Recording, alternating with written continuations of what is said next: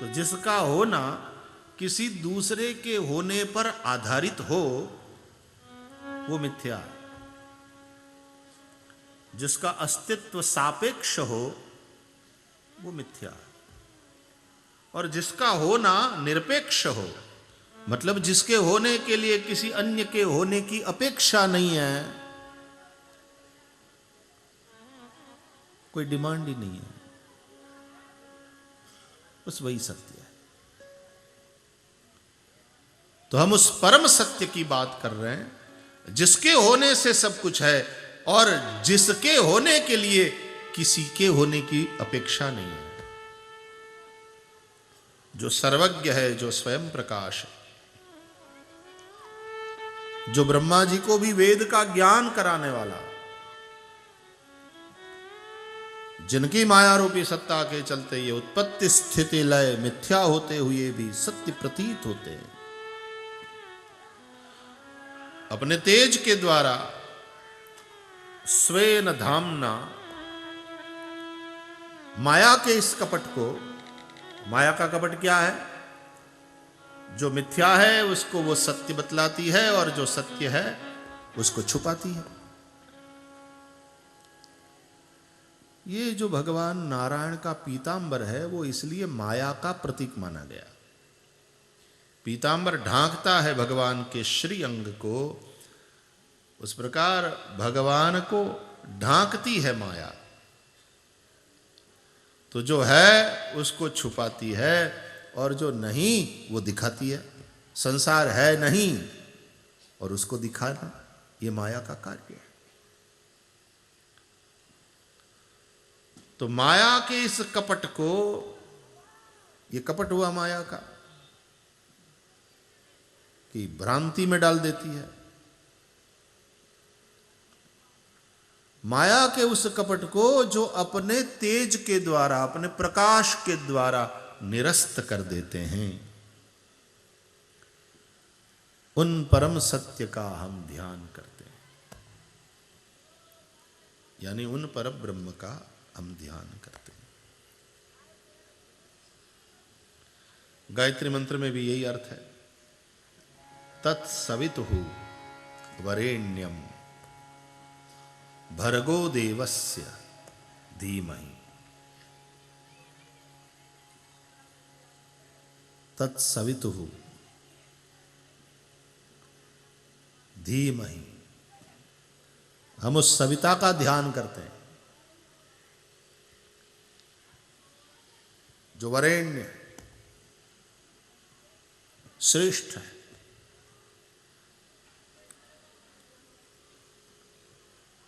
हम उस सविता देव के श्रेष्ठ भर्ग तेज, उस श्रेष्ठ तेज का हम ध्यान करते हैं, यानी हम दिव्य तेजोमय उस सविता देव का ध्यान करते हैं। क्यों? धियो यो नः प्रचोदयात्, नः हमारी धियः बुद्धि को वे प्रकाशित करें, प्रेरित करें।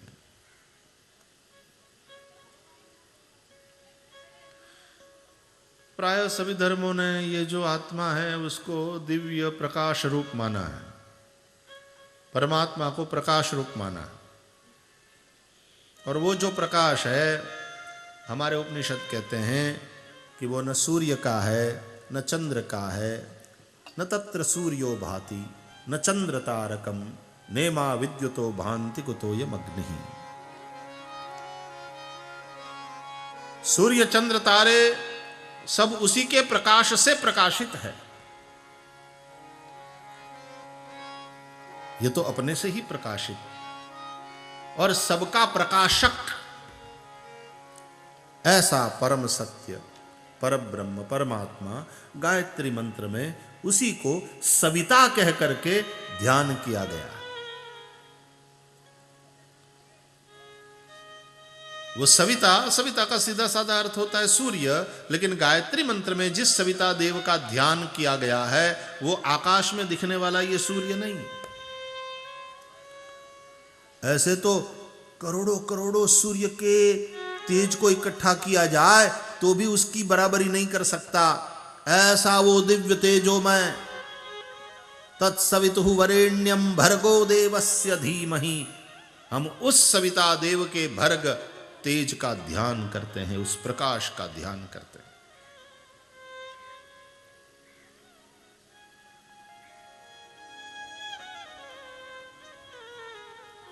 तो सभी ने प्रकाश स्वरूप माना है परमात्मा को, लेकिन वो प्रकाश सूर्य चंद्र या अग्नि का, तारों का नहीं है, वो स्वयं प्रकाश।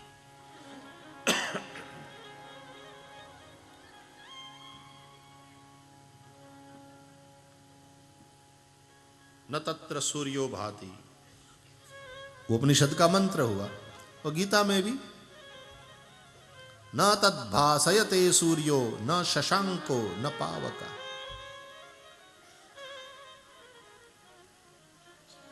यद्गत्वा न निवर्तन्ते तद्धाम परमं मम।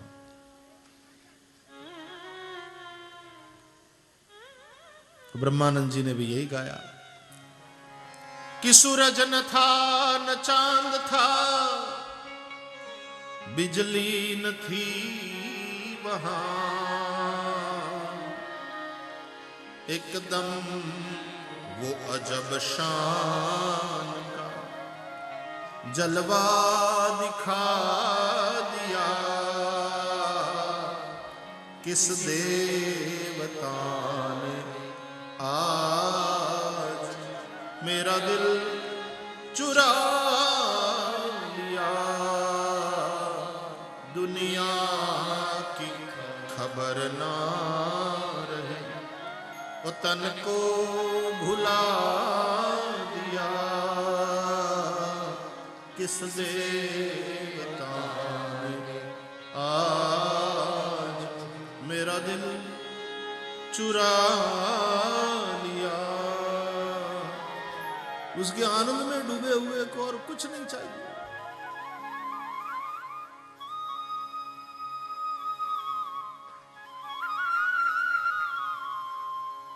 भोलेनाथ मगन ध्यान रस दंड जुग,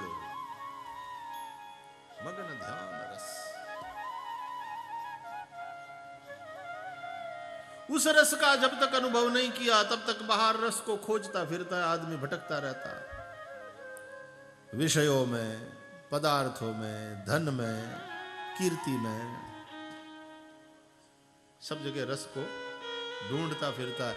वो यह ऐसा ही है कि कस्तूरी की बास तो है नाभि में और मृग गंदी गंदी घास सूंघता रहता।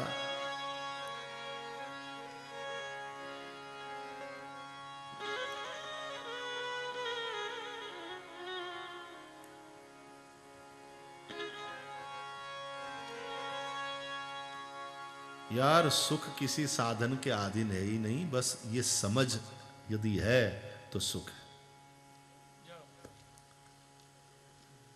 कि अहम सह, मैं ही हूं वो।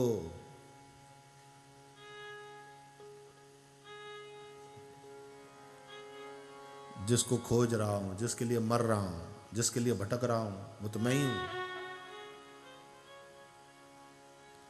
ये भान ज्ञान अनुभव जब हो जाता है तो आदमी इतना स्थिर हो जाता है। सो मेडिटेट अपॉन हिम। वो जो तेज है, वो जो प्रकाश है, उसका ध्यान करें।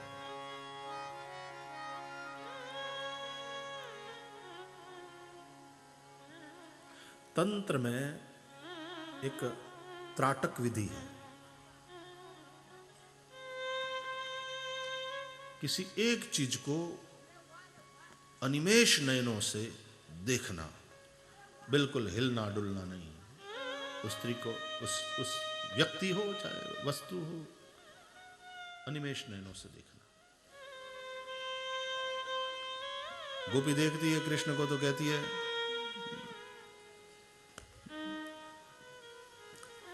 अनिमेष।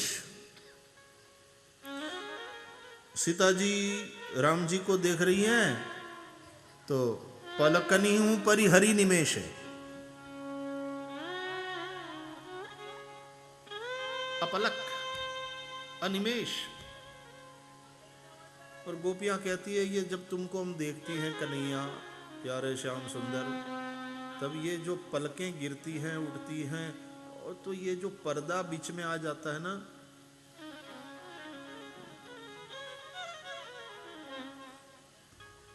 आणि स्क्रीनवर लिहिलेला राहतात व्यत्यय, कभी कभी रुकावट के लिए खेद है, सॉरी फॉर इंटरप्शन। तो ये जो पलकें हैं वो पर्दा डाल देती है। तब हमको लगता है कि ये ब्रह्मा जो है वो बेवकूफ है, उसको बनाना आता ही नहीं, ये पलकें उसने क्यों बनाई।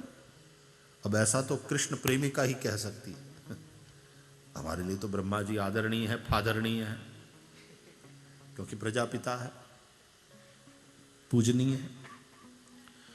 लेकिन गोपियां कह सकती है कि ये ब्रह्मा बेवकूफ है, जड़ है, इसको कुछ बनाना आता ही नहीं।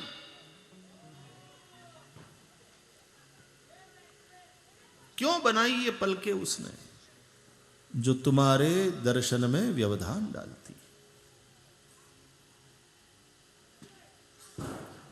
तो अनिमेष नयनों से देखना। तो तंत्र में भी एक पद्धति है, एक विधा है। और कई लोग दिए की लौ पे एकदम ध्यान केंद्रित करते हैं, और एकदम ध्यान केंद्रित करके अनिमेष नयनों से लगातार देखते रहो, वहीं देखते रहो, वहीं देखते रहो। ये विधि है तंत्र की।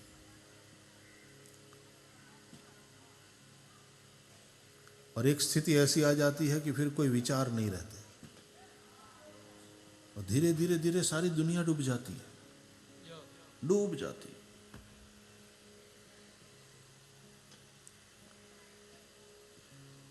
तुम खुद भी नहीं रहते, केवल बस वही रह जाता, तुम भी विलीन हो जाते हो उसमें।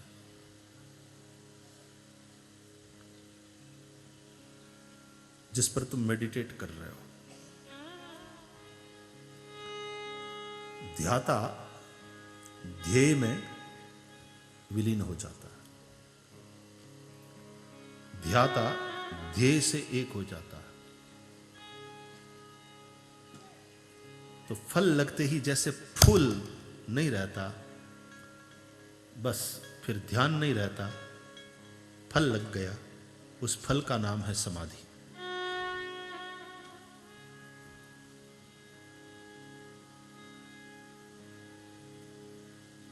लग सकती है इस तरह से समाधि।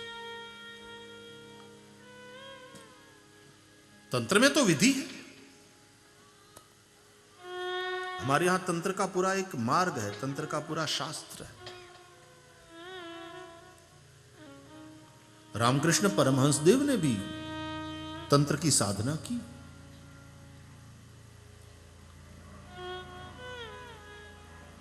रमण महर्षि ने पाया अपने आप को बिल्कुल मृत, जब वो किशोरावस्था में थे, 14-15 साल की उम्र में, और वाकई उन्होंने देखा आई एम नो मोर।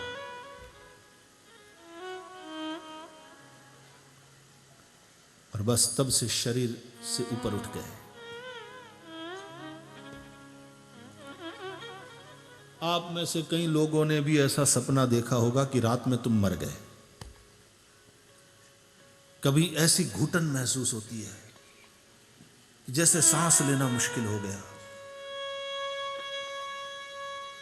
और तुमको लगता है कि गए गए गए, हम तो मर गए। बड़ी व्याकुलता होती है, और उसी व्याकुलता में कभी आंख खुल जाती है। आंख खुल जाती है और तुम देखते हो कि अरे पंखा चल रहा है, मैं तो बेडरूम पे बेड पे पड़ा हूं,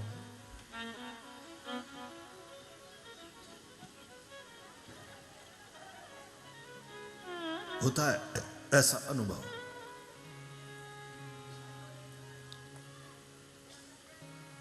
और सच मानो, और यदि हो सके तो कभी इस प्रकार का अनुभव करो जीते जी। नहीं हूं और मेरा शरीर चिता की अग्नि में जल रहा है, क्योंकि यही होना है।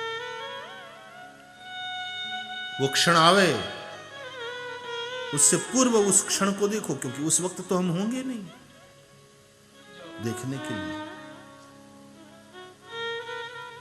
हिम्मत हो तो ऐसा ध्यान करो, ये भी एक विधा है।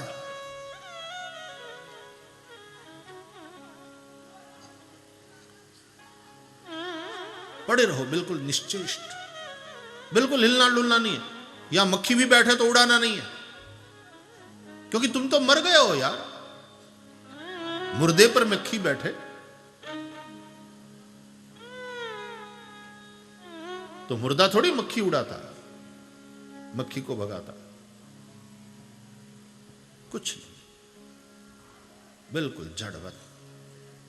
और शरीर जड़ ही है, जड़ ही है। हिलडुल रहा है तब तक शरीर के साथ वो तादाद में है। शरीर अपनी स्थिति में आ जाए, जड़, और अलग हो गए तुम शरीर से। बिजली ने जैसे ही इस साउंड सिस्टम से अपने आप को अलग कर लिया, ये बंद।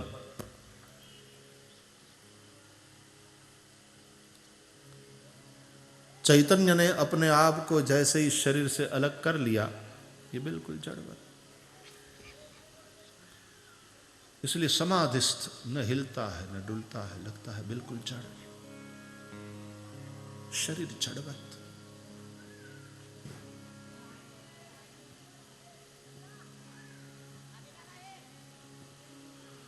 और ऐसा अनुभव करो कि जल रहा है शरीर चिता में, राख हो रहा है, भस्म हो गया, कुछ न बचा। और मजे की बात देखो, बच्चा जब पैदा होता है और उसका जितना वजन होता है, इतनी लंबी यात्रा करने के पश्चात आदमी जब मरता है, मरने के बाद उसको जलाया जाता है, उसका शरीर जलकर राख हो जाता है। राख का वजन करो, उतना ही है बच्चा पैदा हुआ तब जितना वजन था।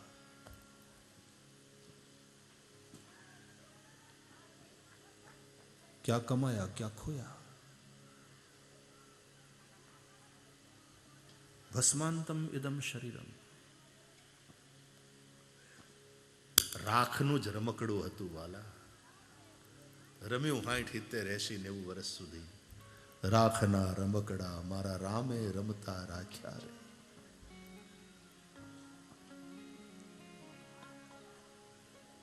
भस्म के खिलौने, मिट्टी के खिलौने, दुनिया मिट्टी का खिलौना है। दुनिया जिसे कहते हैं जादू का खिलौना, दुनिया जिसे कहते हैं जादू का खिलौना। चाबी भरते हैं खिलौने में, और यूं यूं यूं करते फिर कोई मंजीरा पकड़ा दिया है हाथ में, ऐसे बजाता है, यूं सरकता है। वो जो चाबी भरी है वही तो आयुष्य है। ये तो सोना है, जितना चाबी भरी है, प्रारब्ध ने भरी है चाबी। दुनिया जादू का खिलौना है, जिसे कहते हैं जादू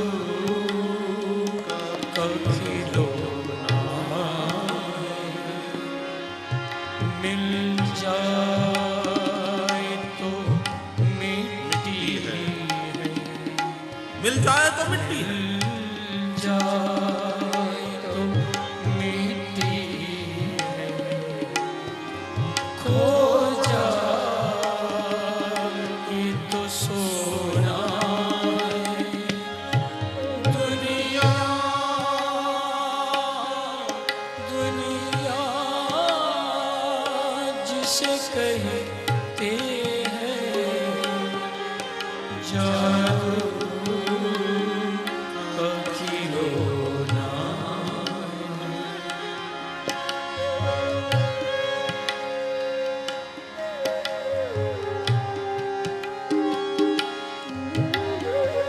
ये भी एक पद्धति है। यदि हिम्मत कर सको, अपने आप को देखो,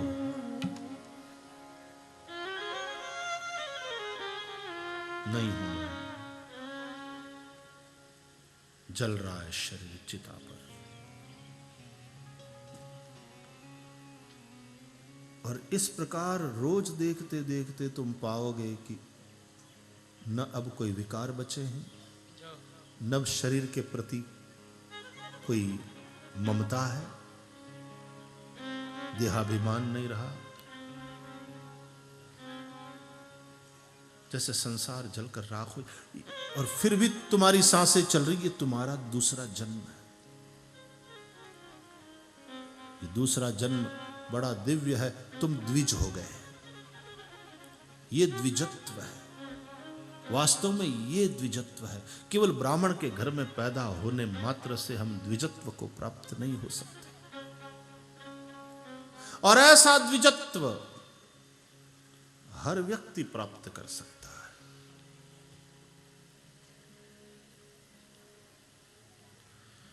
इसलिए कथा है कि एक महात्मा जब शरीर छोड़ने को थे, शिष्यों ने घेर लिया था उन्हें, आंखें सबकी नम थीं कि गुरुजी हमें छोड़कर जा रहे हैं।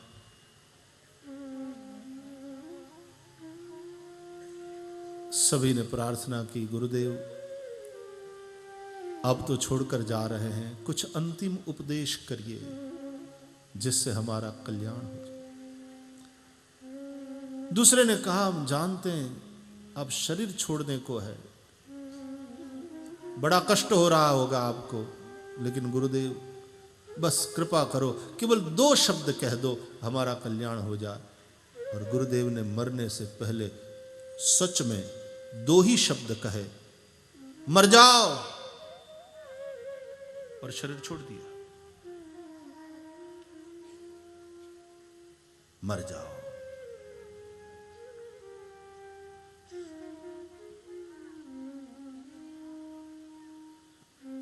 शरीर तो छोड़ दिया गुरुजी ने। फिर चेले असमंजस में पड़ गए कि अंत में जाते जाते ये क्या उपदेश किया। हमने तो सोचा था कि जीवन को सार्थक करने की कुछ बात कहेंगे, यहां तो जीवन की क्या, मर जाने की बात कही। मर जाओ।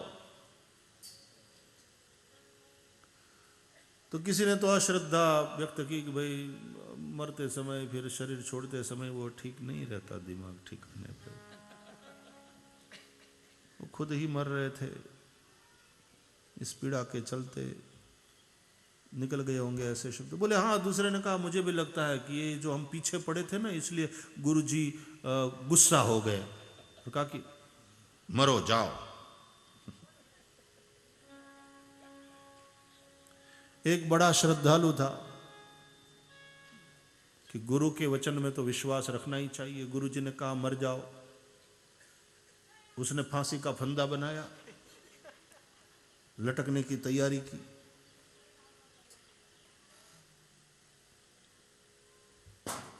कोई विरला था सच्चा शिष्य जिसने गुरु को सच में सेया था, गुरु का सेवन किया था, गुरु के बोलने के एक एक शब्दों के रहस्य को वो समझता था। मरने की बात करी है, मैं को मारने की बात है, अपने अहंकार को समाप्त करने की बात है। मरे हुए को कोई मार नहीं सकता।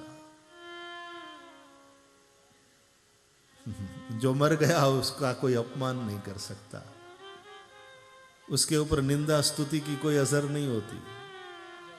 जो मर ही गया उसको क्या सुख, क्या दुख, क्या हर्ष, क्या शोक, क्या सफलता, क्या विफलता।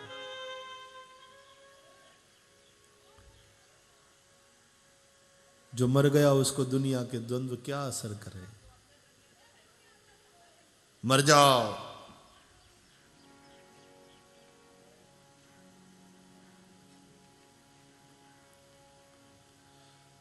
गुजरात में जलाराम बापा हुए और उनसे संबंधित एक भजन में कुछ इसी भाव से गाया गया।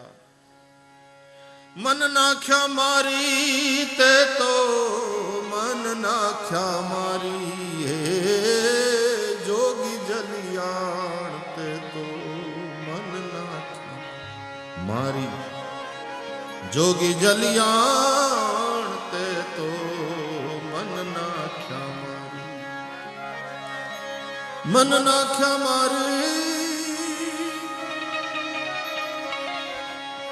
मन नाख्या मारी ते तो मन नाख्या मारी, जोगी रे जलियाण ते तो मन नाख्या मारी, जोगी ये जलियाण ते तो मन नाख्या मारी। तो वहां भाव है अहंकार से ही संबंधित। मर जाओ,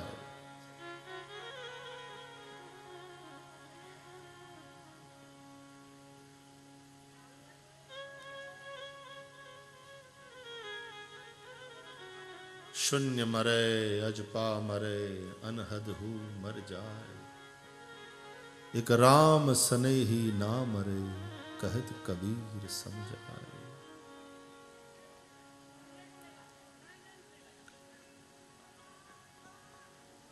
कबीर की वाणी गूंज रही है, साधो बाकी तो कोई ने मोहे मारी ना क्या, कोई ने अहंकार है। साधो साधो साधो ये मुर्दों का गाँव, साधो ये मुर्दों का गाँव। देखो साहब, हर चीज के अर्थ कैसे बदलते रहते हैं। बात वही है, अर्थ बदलते हैं।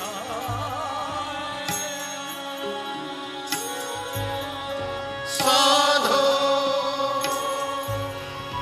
साधो साधो ये मुर्दों का गाँव, साधो मयैर्वेदनिहता पूर्वमेव निमित्तमात्रं भव सव्यसाचन। कुरुक्षेत्र के रणांगण में भी भगवान कृष्ण ने विराट रूप बना करके दिखाया। यथा नदीनां बहवो वेगा समुद्रमेवा विमुखा द्रवन्ति।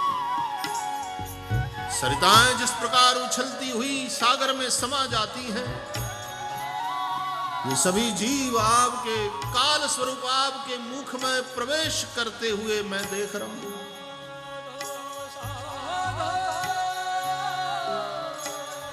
काल के द्वारा सब मरे हुए हैं, सब काल के गाल में समा जाते हैं।